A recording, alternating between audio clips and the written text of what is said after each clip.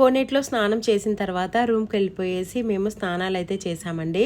స్నానాలు చేసేసి ఇంకా దర్శనానికి అయితే బయలుదేరామన్నమాట. ఇంకా దారిలో ఇలాగ నామాలు పెడుతున్నారండి. ఇంకా మా హర్షగాడైతే మమ్మీ నాకు కూడా నామం పెట్టించు అని అడిగాడనమాట. ఇంకా నేనైతే పెట్టించానండి నామము. 10 రూపీస్ అయితే తీసుకున్నారు ఒక పర్సన్కి. నేను కూడా పెట్టించుకున్నామండి, అందరం పెట్టించుకున్నామన్నమాట. ఇంకా మేమైతే ఇంకా బయలుదేరుతున్నామండి దర్శనానికి. ఇంకా కాస్త ఏదైనా వేడిగా తాగితే బాగుండు, మళ్ళీ దర్శనానికి వెళ్ళిపోతే నీరసం వస్తుందేమో, దారిలో ఏమీ దొరకవు కదండి క్యూలో. ఇంకా అందుకోసమే మేమైతే టీ అయితే తాగడానికైతే వచ్చేసామండి. ఏ రోజు తాగని మా హర్షగాడు కూడా ఈరోజు టీ అయితే తాగేశాడనమాట. ఎందుకంటే వాడికి కూడా కాస్త గొంతు అయితే నొప్పిగా ఉంది, చెప్పాను కదండి జ్వరం అని చెప్పి.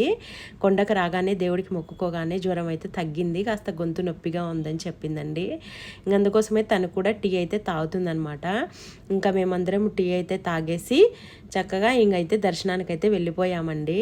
ఉపవాసంతో వెళితే మంచిదే, కానీ క్యూలో మనకి ఏం దొరకవు కదండి, వాటర్ ఒకటే కదా దొరుకుతాయి. అందుకోసమే మేము టీ అయితే తాగేసి ఇంకా బయలుదేరిపోయాము దర్శనానికి.